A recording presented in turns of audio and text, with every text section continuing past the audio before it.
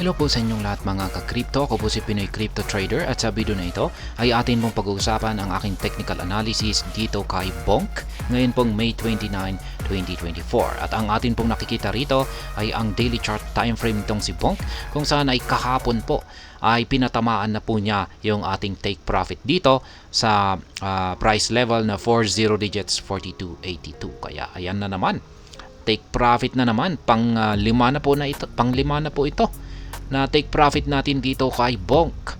Kaya ayan, bago po tayo magpatuloy ay nais ko lamang po munang bigyang linaw ang aking disclaimer kung saan ang nilalaman po ng video na ito ay hindi po ito isang financial advice. For education and information purposes lamang po ang layunin nito. Maliban po dito ay nais ko na rin pong magbigay babala na wala pong kahit anumang group chat ang Pinoy Crypto Trader.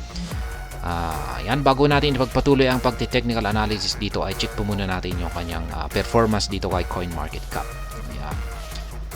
Ayan, nagsisiakyatan po ang mga presyo ng mga meme coins natin dito. Kaya green na green po yung nakikita natin maliban na lamang kay Dogecoin dito sa kanyang 7-day performance. Ayan, halos lahat ay green, nagkukulay green. Itong si Bonk, ang kanyang 24-hour performance ay umangat po ng 7.04% at ang kanyang 7-day performance ay umangat din po ng 28.24%. Kaya ang gaganda ng kanilang mga ipinapakitang performance. Yung kanyang market cap ay lumago ng 7.09% at ang kanyang trading volume ay 12.27%. Green na green lahat.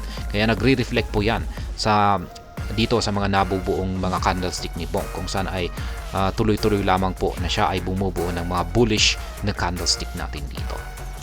Ayan, check po muna natin yung kanilang official X account kung meron po silang bago or latest announcement dito na maaring makaapekto sa kasalukuyang presyo nito. Ayan, nung May 28 po ito, kahapon. Ayan, a quick recap of the dogs time at EDC Las Vegas. A Bonk good time to say the best. What event should the dog take over next? Ayan. Ganda na ng kanilang pagkakakuha rito. Parang commercial ang dating. Ayan. Bonk Camp. Ayan. Sa Las Vegas po ito. Ayan. May ang laki ng estatwa ni Bonk. Ayan. Mukhang masaya dito.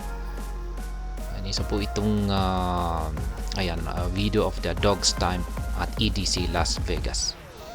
Ayan, dito naman tayo, a western t-shirt appears. Ayan. Isa po itong t-shirt.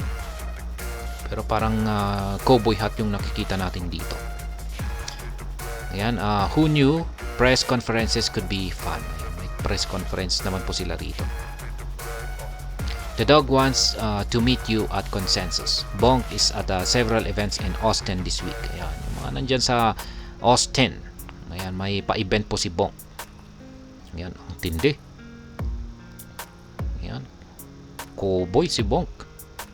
Ayan, Bonk.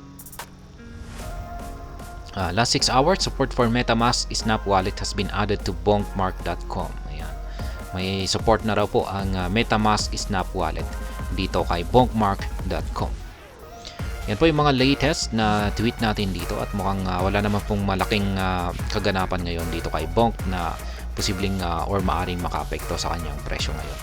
At ayan, balikan na po natin ang pagti-technical analysis dito kay Bonk kung saan ay ayan, na-trigger na po or nakapag-take profit na po ako dito kahapon.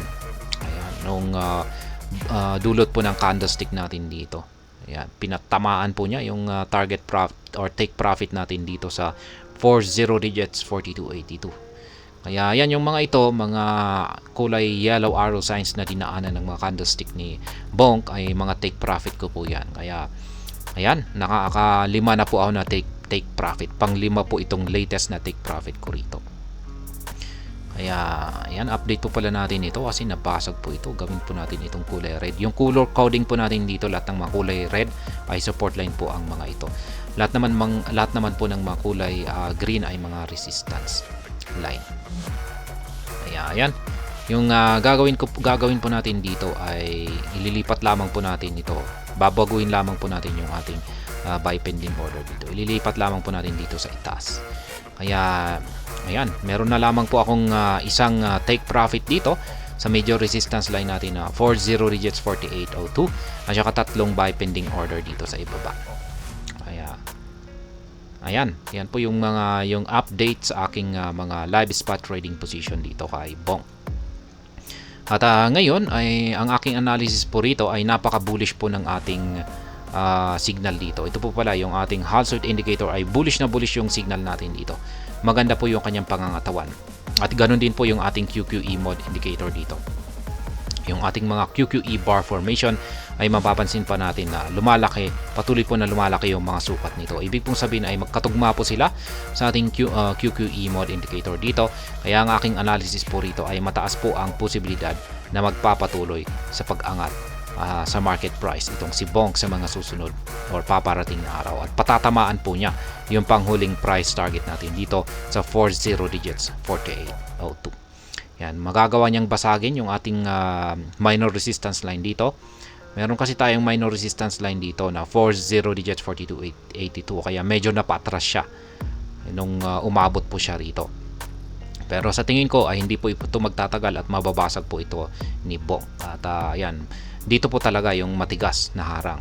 Kasi major resistance line po kasi natin ito. Kaya dito po yung talagang matibay. At medyo alanganin po tayo kung magagawang lampasan ito ni Bong or kung tatalbog siya. Ayan. Pwede kasi siyang tumalbog dito. Ngayon ay zoom out po natin. Yung aking basihan po kasi sa pinaka price target natin dito ay dulot po kasi yan ng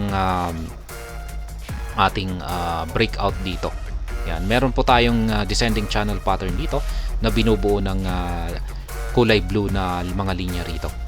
Yan, nagkaroon tayo ng breakout dyan, kaya bullish breakout po ito. Kaya yung aking analysis po rito ay kung nagkaroon po tayo ng breakout dito ay unti-unti po niyang aakyatin yung pinaka price target natin dito na 40 digits 4802. Kaya yan yung aking naging basihan sa pinaka price target natin dito. Ngayon ay pwede na po nating tanggalin yung triangle pattern natin dito. Ayan. Pero yung ating support line dito ay magagamit pa rin po natin ito. Pwede po nating i-extend yan. Kasi nagsisilbi pa rin po ito na isang trend support line. Valid na trend support line pa rin po natin ito. Kaya ayan, yan po yung aking updated latest update na technical analysis dito kay Bong. Kaya asahan po natin na magpapatuloy lamang po ito sa kanyang pag-angat sa presyo sa mga paparating na araw, kasi bullish na bullish po talaga ang mga signal natin dito. Yung mga nagtatanong kung anong yung platform na ginagamit ko rito ay ito po ay si TradingView. Yung aking dalawang indicators naman po rito, yung nandito sa chart ay ito po yung tinatawag na Halsword indicator by Insilico. Yung nandito naman po sa ibaba ay ang QQE mode indicator. At ayan, marami pong salamat sa panunood. Ingat po tayo. Ayan, marami pong salamat sa panunood. Ingat po tayo lagi at God bless po sa ating lahat.